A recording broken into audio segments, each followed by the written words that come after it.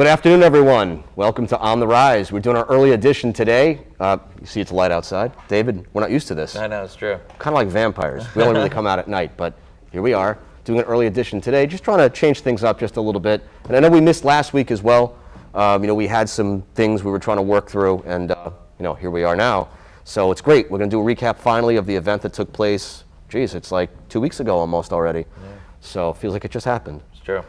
But even before we get to that, though, and I hope I'm looking to the right camera, we wanted just to touch on something real quick. I know we've released a video about this and left a statement as well, that of something that had happened and took place during our event. As many of you probably know and have seen on social media and on the news, there was a little bit of a problem at our last event. Security was there, everything was fine. If you haven't seen the footage or heard about it, there was a fight that broke out in the stands. Somebody on their own, recognizance, decided to pull out a gun, aim it, and just simply shoot around in the air. It scared everybody off. It did cause a little bit more than it needed to. And that person, of course, is being dealt with. An open investigation is underway, so forth and so on. And we're trying to get through this and move past it as quickly as we possibly can. It did affect our next date. We were going to have an event on April 17th. We're trying to work through some things, and our CEO here, Armando Gonzalez, has been a little bit busy right now with the news crews and media. So we're moving on to our May 15th date. That's going to be the next event at this point. Give us a little more time to kind of get things prepared and ready. But I just wanted to reiterate that our security, which has always been stellar, we've always had at all the events. We had 8 events, never a problem. This last event, unfortunately, one person just kind of ruined it for everybody. But moving forward, we are going to have some additional security measures in the form of additional security officers. Also, it's only going to be one access point coming in. No one's allowed to bring handbags, purses, backpacks, anything of any kind if it's not in a clear plastic bag. And those will be checked thoroughly before you step in, and everybody will be wanded as well before they step into the event. So that all having been said, these are the new rules. These are the things that are going to take place as we move into our May 15th date. So look out for those changes. But other than that, we want to get past that because we've talked about this until we've beat it to death, basically. Not the right words, but beat it to death. And we just kind of want to move on to the positives. So we're going to move back into recapping the event that took place on the 20th. Right. We had 6 great fights, including a bantamweight title fight. Yeah, that was wild. Right. Our inaugural belt was finally given out. Congratulations to Felipe Valentin for being our new champ. Right. We've had a little footage on him too, and we'll have him as a guest probably within the next coming couple of weeks. David, 6 great fights. I think each one of them brought forth something great. And kind of like the last one brought all the emotions out because it was such a spectacular fight, I think, in my opinion. You got Felipe, getting flipped initially in the first round, some jiu-jitsu work going on, and then in the second round for him to dominate and then cause a stoppage from the referee. It was fireworks. I definitely enjoyed it. So that was definitely an awesome fight. We got Al here. Al was on fire too. He made his opponent's team throw the flag, the white shirt or whatever, the terminology. But yeah, he killed it. There's a lot of good fights that took place, and looking forward to the future too. So definitely, it was a good night. Yeah, it was great. We had 1 kickboxing event, 5 MMA events. As we said, the belt was given out. We had submissions, we had stoppages, we had knockouts. Pretty much a little bit of everything, which is what we kind of pride ourselves on. Exactly. It seems like that's our MO at this point. Sure. The matches have always been put together really well by Armando, and we've always gotten some fireworks out of just about everything. Yeah, that Remy versus Eric Lopez fight was pretty crazy too. It was back and forth, and eventually led to a stoppage. But it was definitely, those guys were prepared to go to war, and they did. I love when the first fight's a fireworks kind of situation. Makes the night. It set the precedent, right? Exactly, yeah. Yeah, it really did. And both those guys were great fighters. Right. They were very equally matched, I think, up until the point where it finally got stopped, and Remy just kind of got the better of Eric with a couple of good equilibrium shots. Mm-hmm. But we expect to see both of them back on a future RIZE card. Definitely. And I'm sure they'll both do really well as well. We had LJ Wilson, come through in the second fight, which was the first MMA fight of the night, and my God, the power that he was able to control his opponent with. Right. Right. And we talk about the legs, the strength of the legs that he had. Mm-hmm. That was just it was a great fight from beginning to end. Christian Esquilin, a guy we didn't know too much about, that kind of came in, and he was a crowd pleaser. Puerto Rican Iceland, or is he part from Iceland? Is that him? Yeah. Is it Iceland? Yeah. Yeah. What do you call Sweden or Finland. It's somewhere over there. What do you call someone from Iceland? Icelandic? Icelandic, I guess. I don't know. Icelandic? Yeah. I'm not sure. Yeah, so he definitely brought forth some he things. killed it. He did great. Honestly, he did a great job for sure. Looking forward to seeing him again. And Lucas Rosa made his debut. He had everybody in his corner, it seemed like, that night. Right. And same thing, we talk about the strength and the power. We knew he had that wrestling ability. Yeah. It was just a matter of time before it took his toll on his opponent. Right. But he controlled that fight from beginning to end. Yeah, he kind of had like a karate stance, and he was kind of doing some kind of kicks going on, front kicks and other kind of kicks, and yeah, it definitely was looking good. Then obviously his domination of wrestling, and you can see that he's a division champ, as he mentioned, and took over pretty much. Right, and then we just mentioned a minute ago, Felipe Valentin, winning that bantamweight belt. That big kind of poured into the stands just a little bit, but everybody got a little bit emotional about that. A lot of people were standing behind Felipe that night, and we wish him the best, and we're happy that he got his belt. Wasn't able to get it on stage that night, but was able to get that belt, in fact, and we look forward to seeing him defend that belt sometime in the near future. Yeah, I just think that what's the guy's name that he fought?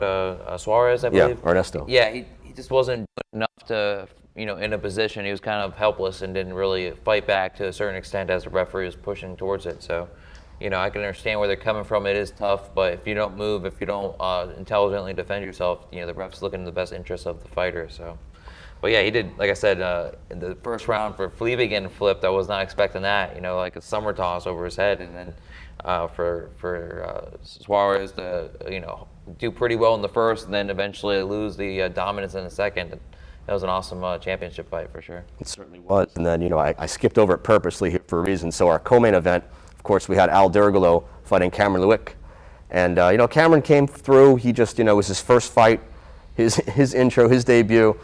He came through to see kind of how it would go. Right. Well, how it went was that he ended up kind of on his butt, and he got knocked out pretty well against Al Dergalow. Yeah, he was keeping his head pretty high, and I saw that. I saw he was trying to work his range because he's definitely a little taller than Al. But yeah, Al's striking was looking really great, and you can see all that kickboxing training and stuff. So definitely it's coming through for sure. Yeah, we're going to go into depth about that particular fight, and then some of the other takes on the other fights as well here in just a few minutes. What we're going to do here before we bring our guest out is we are going to break for a quick ad break. We'll be back with you momentarily with one of the winners of the night, Al Dergalow. We'll be right back.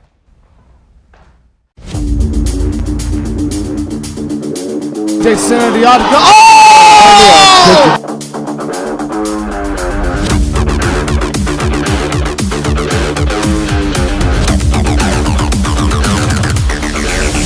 Are excited and ready for the second bout of RIZE.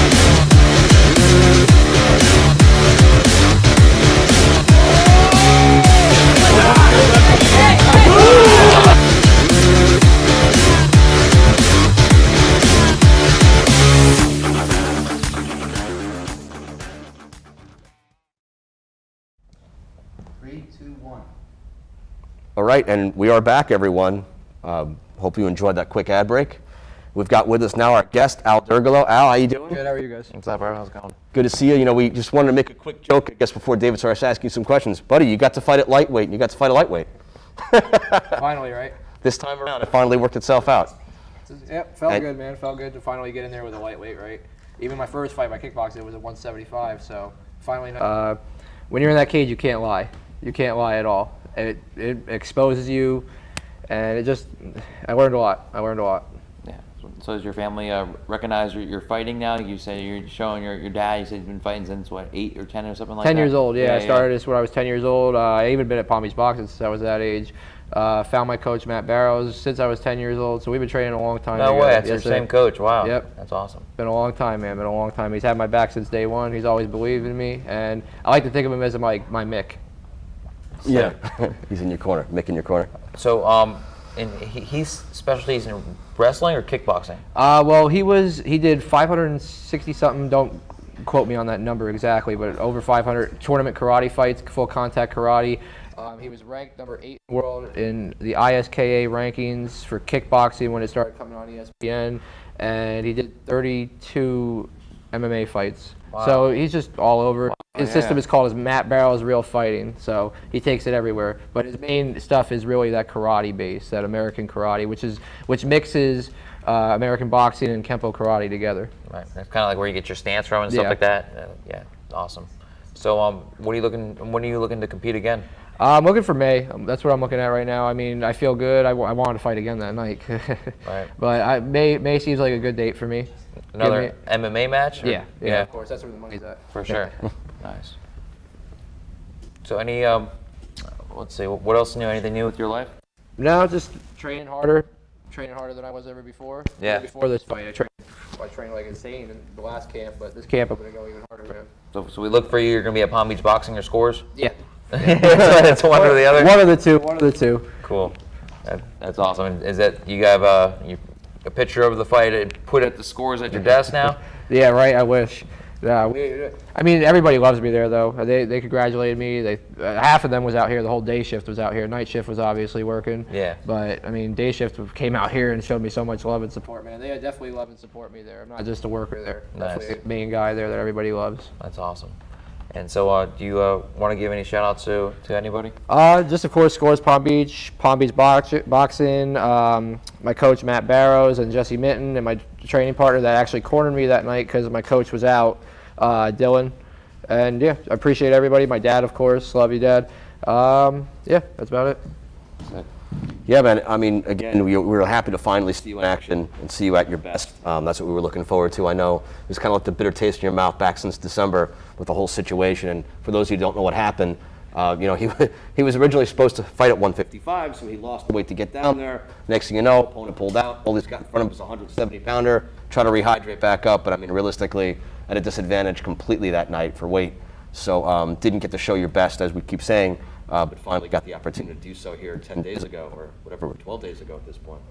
And, so you befriended your opponent too? Yeah, he was cool. I mean, Yeah, he came out from Texas. He was by himself. I just didn't, I want him to feel like he's welcomed here. No, it's cool. Like you kind of, you know what it is being kind of the underdog out. So Yeah, it's of nice course. to show love and pay it forward. My thing is with fighting now, in my opinion, there's no more real martial artists anymore, and I try to stick by being a real martial artist. Everybody wants to just go out and be like, oh, I'm a tough guy, I'm a fighter and everything, but no, this sport is martial arts, and we are true martial artists. That's how I look at it. Guys like St. Pierre, guys like Lyoto Machida, those are real martial artists, not guys that just want to stand in front of you and trade with you, stuff like that. Makes sense. Cool. Yeah, so now you're looking at May, as you mentioned. So we got our May 15th card. We're just looking for a venue at this point. Of course, we're going to think of you as one of the first people to stick on that card. Appreciate it. So hopefully we get you on there and we bring you back, maybe another co-main event. Yeah, right. Yeah. Be my third one, right? Yeah. My kickboxing fight, that first one was a co-main event. Now this one co-main event. So Yep. I'm ready. I just saw Nate Diaz is going to be the first 5-round co-main event. So Yeah, I seen that too. Who is he fighting again? he's fighting Leon Edwards. Yeah, Leon Edwards. But Okay. you never know. Co-main events they said that this co-main event might be better than the actual main event. So Yeah, right. You can be the co-main event star. A lot of times that's true. You Yeah. don't really know what's going to happen. Yeah. But, But I'll be ready next time, man. Even better than I have been. You didn't see the best version of Al yet. One day you will see the best version of Al, but now I'm just going to continue to learn and build my knowledge about this sport and just fully immerse myself in this sport. That's all I care about is this. It's all I trained for my whole life and thought about my whole life is this sport. So that's it. Sick. So we'll probably stop by Palm Beach Boxing and see you train sometime soon. Sounds good. Sounds good. All right, bro. I Yeah, appreciate man. it. Thank you. Thank you guys for having Thanks me on. for stopping by, man. Look forward to seeing you soon. All right, we're going to stop again for another quick break, and then on the other side of that, Dave and I will wrap it up. This is Kerry from DV8 Motorsports. I want to welcome you to our world and give you a little insight into what we do. From the lift kits, lowering kits, custom wheels and tires, gas, diesel, performance, and accessories. We do it all here in-house. All of our services we offer, we install everything. Come follow us on social media, Facebook or Instagram, DV8_Motorsports. Take a look at what we do, what we have to offer. We're located at 1018 North Federal Highway in Lake Park, US 1, just south of North Lake Boulevard, or you can give us a call, 561-840-2023, or shoot us an email, dv8motorsports@yahoo.com. Thanks. All right, and welcome back once again. We're back here again with David, and Al has disappeared. I saw him. He took right off. Gone with the wind. No, we appreciate Al stopping by once again. That was Al Dergalow, lightweight, who fought for us at the most recent MMA event here at the Bamboo Room, and looking forward to seeing him possibly again in May. Yeah, definitely a great fighter, really respectful guy. Yeah. I've always liked Al, you know, really nice guy. I've known him now for a little while. And we tried to get him so desperately on a card. And then finally it wasn't until December that we did. And the man just wanted to fight, you know, no matter what the conditions were. And then finally got the opportunity to do so for us in December and again a few days ago. Like you said, he's ready. So, yeah, can't wait to see him ready. fight again. We'll see more of him. And then going right back to these other guys again, we definitely want to see more of these guys. You know, even some of the guys that put on a great fight that couldn't quite get out of it. We mentioned Eric Lopez earlier on. You know, unfortunately, he suffered the knockout and the stoppage, but he'll come back. Yeah. We'll be back and we'll see him again. And I believe he actually trains with Al over there in Palm Beach Boxing. And Andy Hernandez, unfortunately, we couldn't find him a dance partner last time. We definitely want to see him come back and fight again. Lost all that weight from heavyweight down to middleweight. We want to see what he looks like in a middleweight, you know? Sure, exactly. We want to see it happen. And Ronnie Levine had an opportunity to fight with us. He had an opponent, Matthew Cunningham, for one reason or another. We still don't really know what happened. Right. But Matthew Cunningham had to leave the building on the night of the fight, and he unfortunately didn't return. So we don't want to speculate why or what that was exactly. We haven't really heard heads or tails of what that was. But we hope he's okay. We hope his family's okay. If he has the opportunity, maybe we'll have him come back on another fight card in the future. But definitely we'll see Ronnie Levine again. Right. You know, we're looking forward to bringing him back out. But, you know, Steven Robinson put up a pretty good fight against Christian Esquilin. But Christian he had a lot of power for his size. Yeah, and I think you mentioned during the fight that Robinson just kind of wasn't pulling the trigger more or less. You know, he had a lot of opportunity, a decent amount of feints, but he didn't really, you know, act upon anything. And, you know, like you said, Christian just kind of was the aggressor and, yeah, like you said, just dominated the match. Yeah. It was, you know, it was pretty clear from the onset. So we're looking forward to seeing him step him up to other competition and kind of see where he goes with it. Going back to Lucas Rosa once again, we're going to have Lucas most likely on the show with his brother Charles, the UFC fighter. Right. We'll have them both on here as guests, you know, possibly next week, if not maybe 2 weeks out. Probably with their team, with a couple extra guys as well. They may even be on location, you know. It's all a surprise. Sure, it's true. We're surprised as you guys are. We don't really know what's happening until we know what's happening. That's hilarious. So, well, yeah, I like how Charles said that it was almost as good, if not better, than winning a UFC match is watching his brother win, you know, which is pretty inspirational. Yeah, right. So, what's going on? But, yeah, so, you know, also there was a lot of good UFC fights this past weekend. That was pretty awesome. I enjoyed watching Francis Ngannou win his championship versus Stipe Miocic. Went down in the second round. You know, Stipe's been champion, I think, 5 times defending, and I think Ngannou's going to be a solid champ. If I was Stipe, I don't think I would actually want to, you know, fight Francis Ngannou a second time, or a third time actually, because that guy's such a tank. You know, he's one-hitter quitter type of guy. I don't think it's good for your brain to get hit too many times by that guy. So, you know, that was good. Sean O'Malley fought as well. He came back from a leg injury, and he dominated that match. He did a walk-on knockout, and then let it go, and then he came back in the third round and knocked the guy out pretty much again. You know, so it's a pretty solid card for sure. Yeah, it definitely is. I mean, I want to see that rematch as well, just to see what these guys can possibly do. Yeah. To show more than what they've done the last couple of times. Exactly. You know? Like I said, I don't know if I don't know if I would want to fight that guy again though. He was just so dominant. He's just such a beast. They're talking about John Jones fighting Francis Ngannou. Oh yeah. But John Jones, I think, said yesterday that he needs at least $10 million to fight him, and $8 million is not going to work. I saw Derek Lewis said he'll fight for $8 million. So I mean, I might fight him for $8 million. You know what I mean?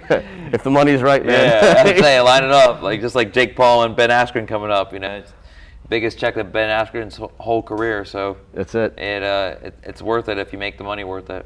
What do you think about that fight? I don't know, honestly. I think I like to see Jake Paul win. I support MMA fighters, but Ben Askren went to, you know, got outstriked by Damian Maia, who's a jiu-jitsu master and is not known for striking whatsoever, and I don't think ever outstriked anyone, as far as I'm aware of his long career. So I don't know. It's hard to fix that. I know Ben's an Olympic, you know, he's an Olympic athlete, you know, with going to wrestling and stuff of that nature. But it should be interesting. You know, I like them both because they both talk trash. So can't wait to see it. Right. Yeah, I'm looking forward to it too. You know, I've obviously made some comments about the Paul brothers in the past. Yeah. On different social media platforms, but you know, look, we don't know if these guys are for real. We know that Logan maybe has a limitation to what his boxing abilities might be. We don't really know what Jake is capable of doing because he hasn't actually sat and fought anybody that can actually fight. Or lost.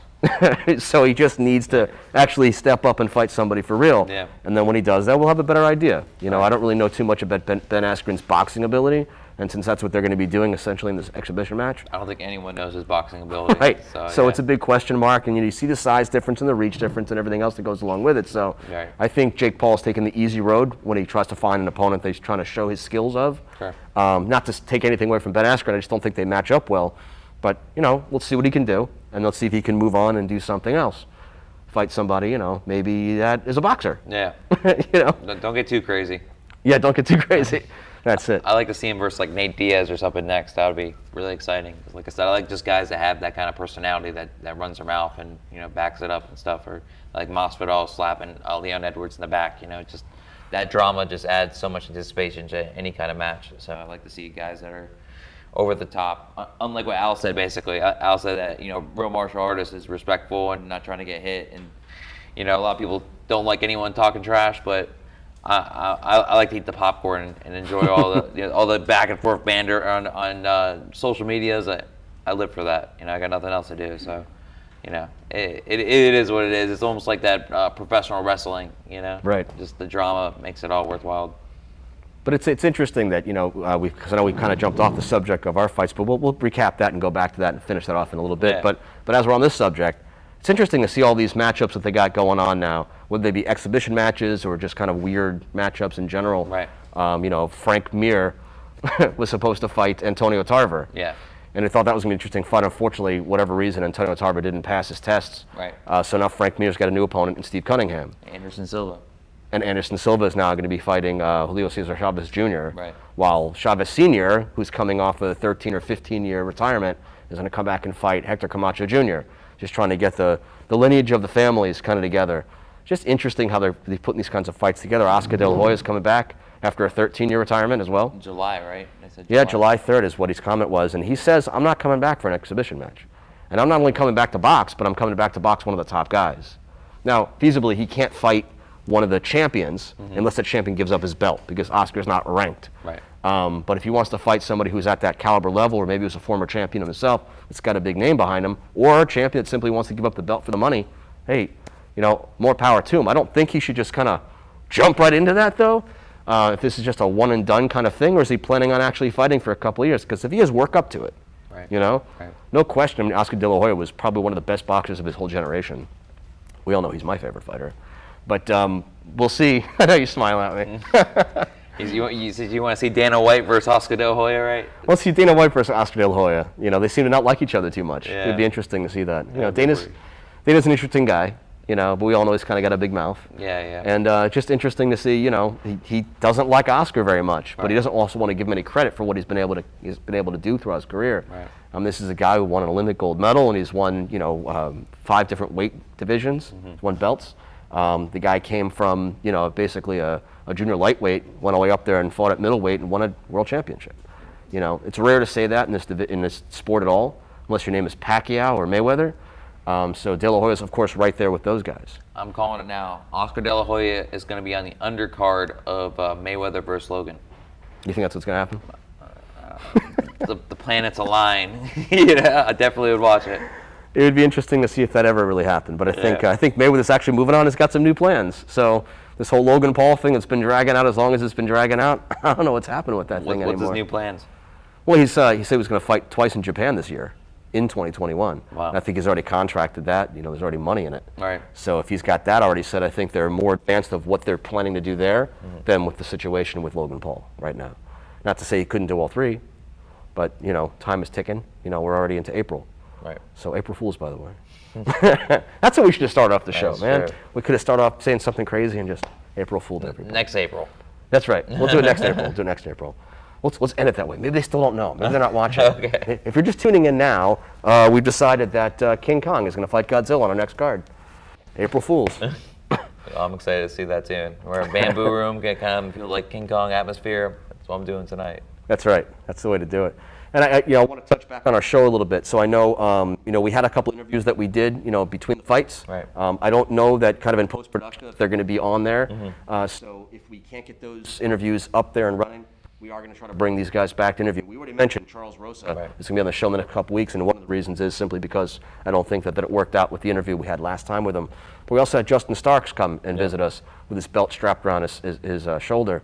And, he's having a baby apparently. Yeah, he's having a twins, baby. right? He said twins. Oh, man. Yeah, he said he was having twins. Kids. Yeah. I think he said he has 4 girls, right? He's about to. This is about the 4th. Yeah. There'll be 3 and 4 or 4, whatever. There's already 3. A set of 2 more is coming. I remember that, but. Okay, that's what it is then. Yeah. He will be the father of 4 girls, and that's how it worked out. So.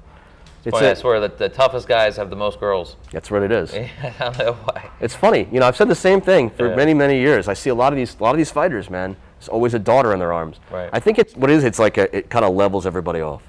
Kind of keeps you humble, I heard if you're Tough healthier guys. too as well. I think they say if you're healthier, the chances of you having a female is more likely. But I'm not a scientist. We're getting to that kind of science, huh? No, but like I said, there's nothing more level than seeing a real tough guy with a little baby girl in his arms with a pink blanket. Right. For sure. Just kind of humbles those tough guys just a little bit. Sure. Brings it down a notch, which is always nice. Yeah. I like that. I like that we said that. But yeah, we will try to have Justin Starks, of course, on the show as a guest coming up here maybe within the next few weeks as well. Certainly we'll have him at the next event. He'll be more than welcome to come back, and hey, maybe he'll even fight on the next event. I heard Blake LaRosa was supposed to fight on this card too. He's anticipating fighting, and he wasn't able to fight as well. So he's talking about being on the next card, which I'm excited to see him fight. He's been training and looking pretty intense. I saw like a clip today or something about his training video or whatever. Looked pretty clean. So should be interesting to see him. Yeah, definitely him. There's a few guys that want to be on this card, and for whatever reason we couldn't make it happen. But we've got a little time to plan for May 15th. So hopefully we have the opportunity to get some of these guys back on. There's some of the ones they've seen in the past, and some other new ones that they haven't yet gotten to see. Definitely. So, well, that's that's kind of the fight card. Yeah. We enjoyed it. We hope you enjoyed watching it. Just to let you know, the way things are going to change up a little too is that once we hit May, if not sooner, I'm told that all the previous fights are all going to be seen on RIZE X on our app. So if you haven't yet downloaded the app, please do that. Of course, it's RIZE FC. Like you haven't heard us say that 1,000 times.